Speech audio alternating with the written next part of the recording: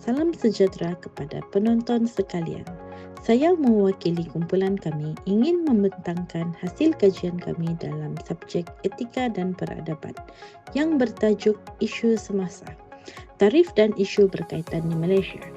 Sepanjang perbentangan ini, kami akan menyentuh beberapa aspek penting berkaitan tarif, termasuk definisi, jenis-jenis tarif, tujuan penggunaan, kesan-kesan kepada pelbagai pihak, contoh-contoh isu semasa, serta cadangan masa depan berkaitan tarif. Seterusnya, kita ringkaskan mengenai sejarah tarif. Sebenarnya, tarif ini telah digunakan sejak dahulu lagi untuk hasil negara dan melindungi industri tempatan. Zaman Kesultanan Melayu Melaka abad ke-15, cukai pelabuhan telah dikutip oleh Shah Bandar di bawah kuasa raja. Dari awal tahun 1907 sehingga tahun 1995, tarif bermula sebagai sumber pendapatan dan perlindungan industri, kemudian berubah menjadi alat rundingan dan diplomasi perdagangan global. Peristiwa penting seperti Akta Kastam 1967 di Malaysia dan GATT 1947 di peringkat dunia menandakan perubahan besar dalam sejarah tarif.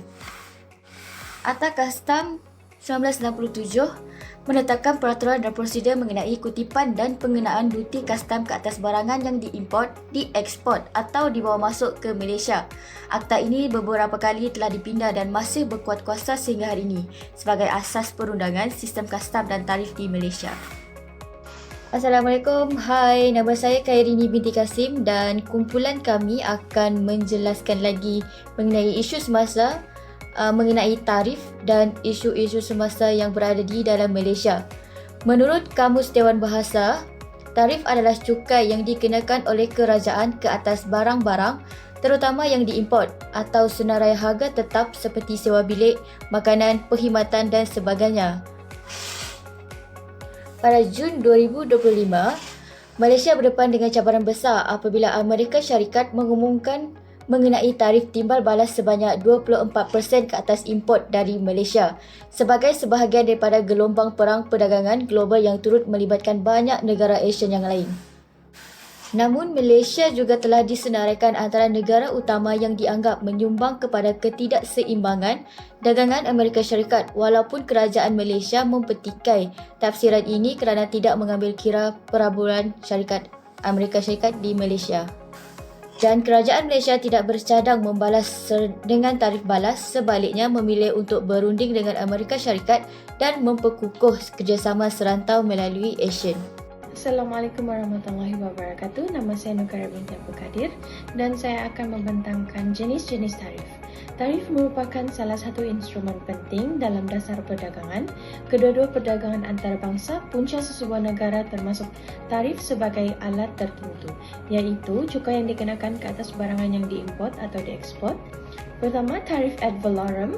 Dalam industri kewangan, tarif ad valorem merujuk kepada cukai import yang dikenakan berdasarkan 1% tertentu daripada nilai atau harga barangan yang diimport. Ianya berasal daripada konsep Latin ad valorem yang merujuk kepada mengikut nilai atau mengikut harga.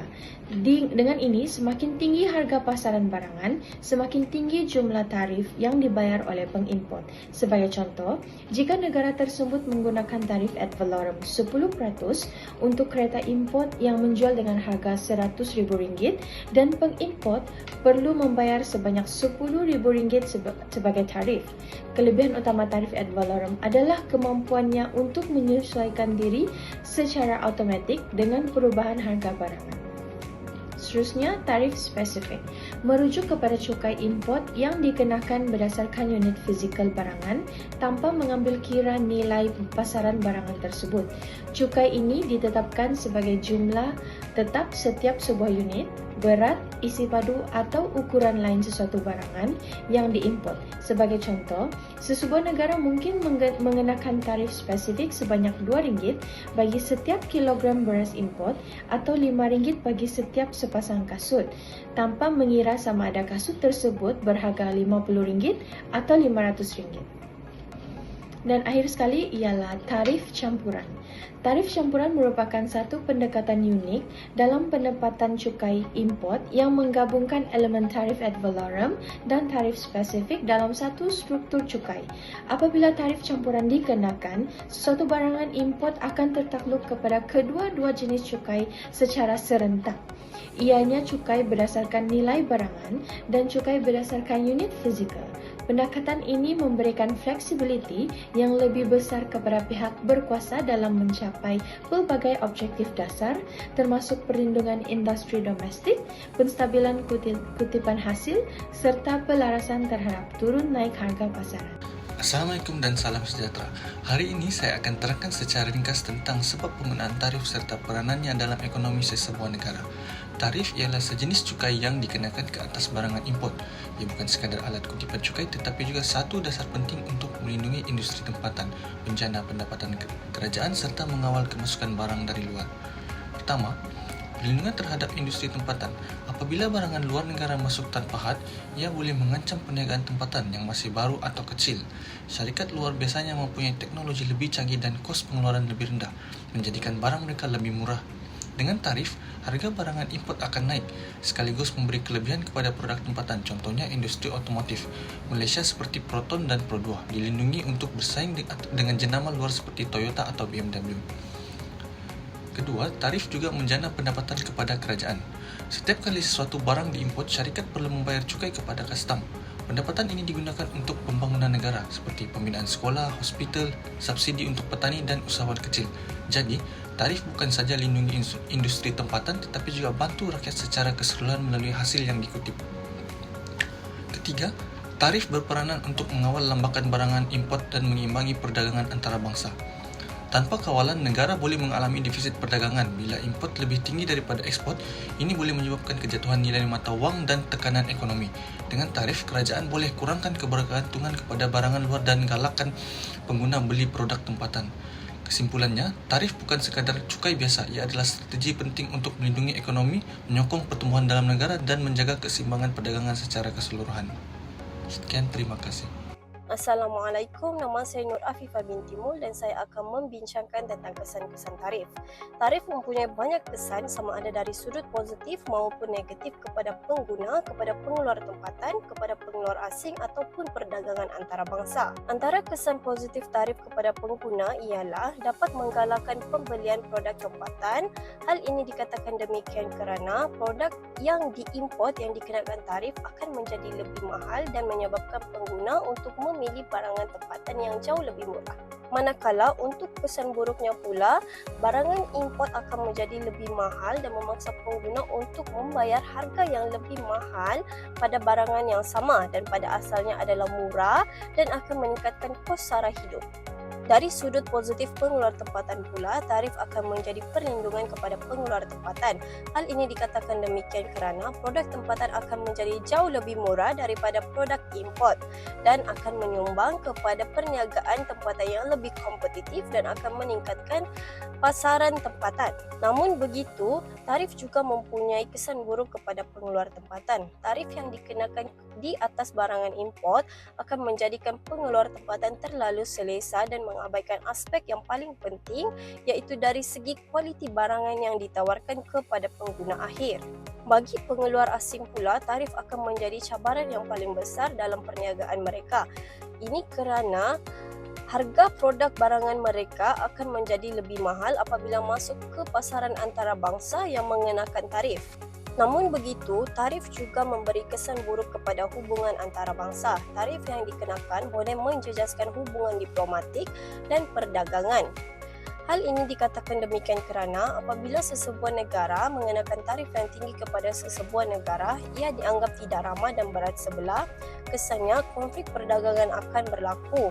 Apabila konflik perdagangan berlaku, maka tercetusnya peperangan tarif atau balasan tarif kepada sesebuah negara yang mengenakan tarif yang tinggi.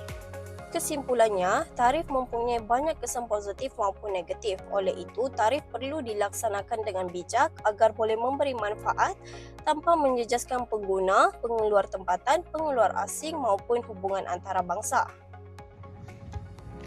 Nama saya Wendy Bernardine. Saya akan membentangkan contoh-contoh isu semasa mengenai tarif. Amerika Syarikat telah beberapa kali mengenakan tarif tambahan dan sekatan perdagangan ke atas produk daripada Malaysia. Tindakan ini selalunya berlaku atas alasan keselamatan negara, pelanggaran hak asasi manusia dan amalan perdagangan tidak adil. Antara produk yang terkesan ialah sarung tangan getah, terutamanya daripada syarikat Top Glove, di mana pada tahun 2020 Amerika Syarikat telah menyekat import produk ini atas dakwaan penggunaan buruh paksa. Walaupun ini bukan tarif dalam bentuk biasa, ia tetap memberi kesan besar kepada perdagangan. Selain itu, produk keluli dan aluminium, di mana Malaysia terkesan dengan tarif 25% untuk keluli dan 10% untuk aluminium yang dikenakan secara global oleh Amerika Syarikat sejak pentadbiran Presiden Donald Trump.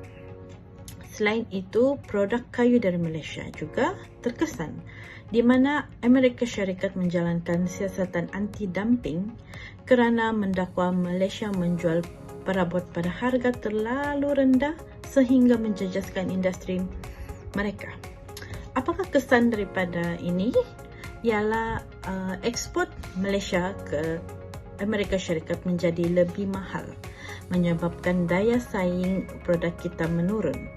Pengeluar tempatan berdepan dengan tekanan dan ini boleh memberikan kesan kepada pekerjaan dan pertumbuhan ekonomi. Di mana sebagai respon, Kerajaan Malaysia melalui MITI dan Wisma Putra juga telah mengambil langkah berunding membetulkan amalan buruh serta mematuhi piawaian ESG.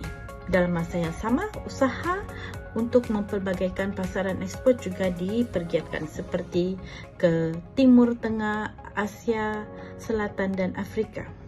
Kesimpulannya, perang tarif ini menunjukkan betapa pentingnya Malaysia mempunyai dasar perdagangan antarabangsa yang kukuh, responsif dan beretika, di mana kita tidak boleh bergantung kepada satu negara sahaja dan perlu memastikan industri kita patuh kepada standard global. Hello dan salam sejahtera. Saya Malina dan saya akan menyampaikan rumusan tentang kebaikan, keburukan serta cadangan masa depan berkaitan dengan isu tarif di Malaysia. Secara keseluruhannya, tarif memainkan peranan penting dalam dasar ekonomi sesebuah negara. Antara kebaikan utama penggunaan tarif ialah dapat melindungi industri tempatan, menggalakkan rakyat membeli produk buatan Malaysia, dan pada masa yang sama, dapat membantu meningkatkan hasil pendapatan negara. Selain itu, tarif juga digunakan untuk mengawal kemasukan barangan import agar tidak berlaku lambakan yang boleh menjejaskan pasaran tempatan. Namun begitu, tarif juga mempunyai keburukan. Antaranya ialah harga barangan import akan meningkat, sekaligus memberi kesan kepada pengguna yang terpaksa menanggung kos yang lebih tinggi. Pengguna juga mungkin mempunyai pilihan yang terhad dan ini boleh menjejaskan taraf hidup, terutamanya bagi golongan yang berpendapatan rendah. Selain itu, terlalu bergantung kepada tarif boleh menyebabkan pengeluar tempatan kurang bersaing dan tidak berusaha untuk menambah baik kualiti produk. Hubungan diplomatik antara negara juga boleh terjejas jika tarif dikenakan secara berlebihan ataupun tidak adil. Oleh itu, bagi memastikan penggunaan tarif terus relevan dan berkesan pada masa akan datang, saya mencadangkan agar dasar tarif dilaksanakan secara bersasar dan seimbang. Selain itu, kerajaan juga perlu memantau dan menilai kesannya secara berkala. Kita juga boleh memperluaskan kerjasama perdagangan bebas dengan negara lain, namun dalam masa yang sama dapat melindungi kepentingan industri tempatan. Pada masa yang sama juga, pendidikan kepada pengguna, galakan inovasi dalam kalangan pengeluar tempatan juga harus dipertingkatkan. Sebagai kesimpulannya, tarif boleh menjadi alat yang berkuasa untuk pertumbuhan ekonomi jika dilaksanakan dengan bijak, adil, dan berpandangan jauh. Sekian saja daripada saya. Terima kasih.